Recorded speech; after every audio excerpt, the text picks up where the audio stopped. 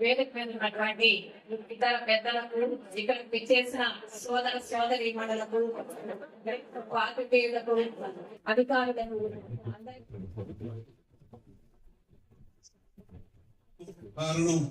వేదిక మీద మాట్లాడిన వక్తలందరూ చెప్పారు. Super 6 super hit program. ఎన్నికల ముందు తెలుగుదేశం పార్టీ, జనసేన పార్టీ, బీజేపీల కలయికతో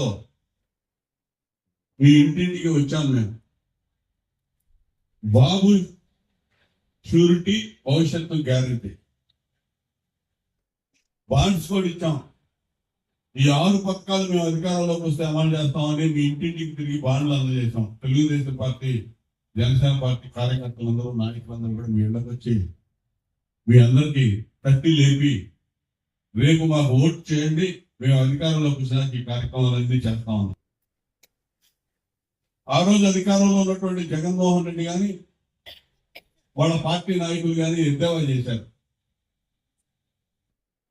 నిజమే, వారు ఎద్దేవా చేయడానికి కారణం ఉంది. ఆల్రెడీ రాష్ట్రాన్ని ఎందుకు పనికి రాకుండా ప్రశ్న పెట్టించేశారు. ఆర్థికంగా దివాళా తీపించారు. 10.5 లక్షల కోట్లు అప్పులు చేశారు రాష్ట్రం మీద. వీళ్ళు ఈ హామీలందరూ అన్ని ఇస్తా ఉన్నారు, అసలు వీళ్ళు వచ్చేది లేదు, చేసేది లేదు, చేయడానికి అవకాశం లేదనేది వాళ్ళ ఉద్దేశం. కానీ మీరు నమ్మారు. చంద్రబాబు నాయుడు గారు ఇచ్చిన హామీని మీరు విశ్వసించారు. విశ్వసించబట్టే ఒక్క ఛాన్స్ అని చెప్పి, ఒక్క అవకాశం ఇవ్వండి ప్లీజ్ అని చెప్పి రాష్ట్రం అంతా పాదయాత్రలు చేసి, రకరకాల వాగ్దానాలు చేసి, మోసపూరిత మాటలు చెప్తే నమ్మి జగన్మోహన్ రెడ్డికి ఓట్లేసి 151 సీట్లు ఇచ్చిన ప్రజలు చేత్కరించుకొని అదే వ్యక్తికి 11 సీట్లు పరిమితం చేసి 164 సీట్లు చంద్రబాబు నాయుడు గారి నాయకత్వాన్ని ఇచ్చారు. ఉంది. ఎన్నో ఆశలతో, ఆకాంక్షలతో కూటమి ప్రభుత్వాన్ని ఎన్నుకున్నారు. మళ్ళా 5 ఏళ్లకి పరిమితం చేశారు. ఒక విధంగా ప్రతిపక్షానికి కూడా పనికిరాడు జగన్మోహన్ రెడ్డి అని చెప్పి రాష్ట్ర ప్రజలందరూ కూడా తీర్పిచ్చినటువంటి గొప్ప చారిత్రక ఘట్టం 14 నెలల క్రితం ఈ రాష్ట్రంలో ఆవిష్కృతం అయింది. ఇది యథార్థం.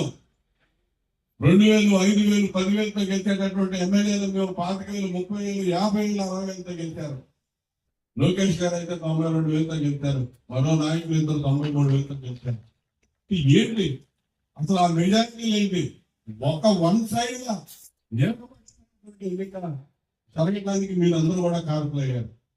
మీరందరూ అద్భుత ఆశీర్వదించారు, దీవించారు కాబట్టి మేము వేదిక మీద ఉండి మీతో మాట్లాడుతూ ఉన్నాం. మీకు ఇచ్చిన హామీలన్నీ నెరవేర్చాం. నెరవేర్చి ఈరోజు సూపర్ హిట్ అని ఇచ్చిన హామీలన్నీ సూపర్ హిట్ అనేది ముఖ్యంగా మహిళా మనులతో, మహిళా తల్లులతో ఈరోజు ఈ గొప్ప కార్యక్రమాన్ని ఏర్పాటు చేసుకున్నాం. ఎందుకంటే మీరే మంచైనా చెడైనా ఆలోచన చేయాల్సింది మీరే. ప్రభుత్వం ఏమి చేసినా మిమ్మల్ని దృష్టిలో పెట్టుకుని చేస్తున్నాయి. ఈ ప్రభుత్వం చేసిన కార్యక్రమాలన్నీ కూడా, సంక్షేమ కార్యక్రమాలన్నీ కూడా, అది ప్రత్యక్షంగా కానీ పరోక్షంగా కానీ మహిళల మీదే ఆ ఇంపాక్ట్ చూపించింది. ప్రభుత్వం చూపించేటటువంటి ఏదైనా డైరెక్ట్ గా ఉచిత బస్సు పాస్ మహిళలకు ఇచ్చామంటే అది డైరెక్ట్ గా రావచ్చు. అని తల్లికి వందన పేరు మీద పిల్లల తల్లులకి సహకారాన్ని ప్రభుత్వం అందించామంటే అది కూడా తల్లులకే సంతోషం, తల్లుల మీద భావం తగ్గింది. లేదు అన్నదాత సుఖీభావ కింద రైతాంగానికి సంక్షేమ కార్యక్రమం కింద డబ్బులు ఇచ్చారంటే ప్రభుత్వం, దాని ఇంపాక్ట్ ఎవరు పడింది? ఆ కుటుంబం మీద పడింది. కుటుంబానికి ఒక శ్రేయకరమైనటువంటి వాతావరణంలో ఆర్థిక పరిపుష్టి కలిగిందంటే మహిళలు సంతోషిస్తారు. అదేవిధంగా దీపం పథకం మీకు ఎంతమంది గుర్తుందో నాకు తెలియదు. మొట్టమొదటిసారి దీపం పథకం కింద ఈ రాష్ట్రంలో, ఉమ్మడి రాష్ట్రంలో ఇంటికి గ్యాస్ కనెక్షన్ ఇచ్చింది చంద్రబాబు నాయుడు గారు ఫస్ట్. గతంలో గ్యాస్ కనెక్షన్ తెలియదు. గ్రామాలనే కాదు, పట్టణాల్లో స్లమ్ ఏరియాస్ వరకు ఒక మధ్య తరగతి దగ్గర నుంచి కింద స్థాయి వరకు గ్యాస్ అనేది ఒక కళగా మిగిలిపోయింది.